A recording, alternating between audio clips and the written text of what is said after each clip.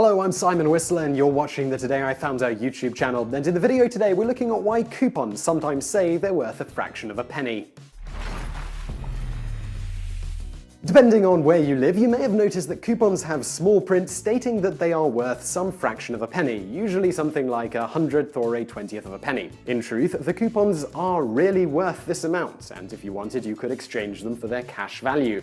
Of course, you'd need a large quantity of them to even reach a penny's worth. The price goes up even more if you're interested in making a profit, as you'll often need to mail the coupons in to redeem the value, depending on the company issuing the coupon. So why are they worth anything at all? This stems back to the days of trading stamp collecting. For those not familiar, the trading stamp system was a fairly brilliant customer loyalty program used by various businesses starting in around the 1890s in the United States and later spreading to other countries. In exchange for spending some dollar amount, a business would give out otherwise worthless stamps and stamp books that they had purchased from certain stamp companies. The more you spent, the more stamps you got.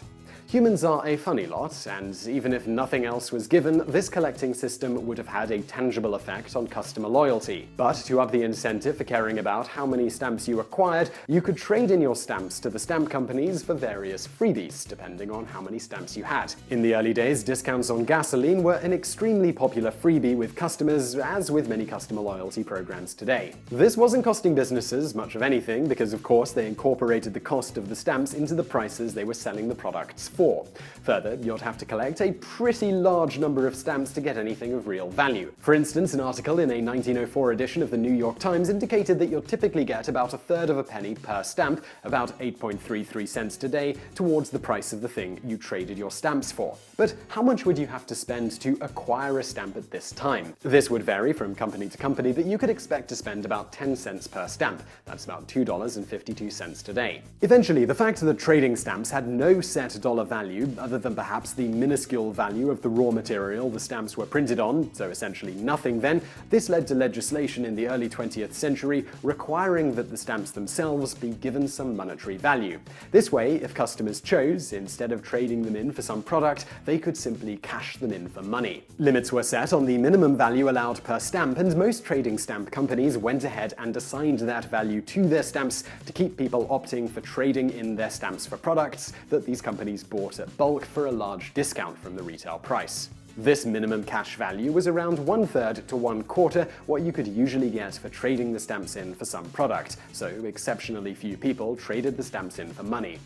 So what does this have to do with coupons? In certain regions, the law governing the old trading stamp system also applies to physical coupons given to customers. Thus, in those regions, coupons tend to need to have some monetary value. For example, today, the Association of Coupon Professionals claims that in the United States, only 3 states still require a monetary value to be given to coupons: Washington, Indiana, and Utah. However, as many large business chains don't want to print different coupons for different regions, and knowing that almost no one is going to bother to try to cash the coupons in for their monetary value, they simply give coupons a tiny monetary value based on the minimum limit that they can get away with.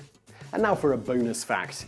By the 1960s, one of the top trading stamp companies, S&H Green Stamps, was boasting that they printed more stamps annually than the US Postal Service. At this time, an estimated 80% of the people in the US actively collected various brands of trading stamps, of which there were many. However, within a decade, the trading stamp boom would decline abruptly, with most businesses choosing at that point to develop their own customer loyalty programs, and specifically to divert the money they were spending on trading stamps to lowering product prices, often by issuing coupons for direct money off purchased items, as well as advertising their sales.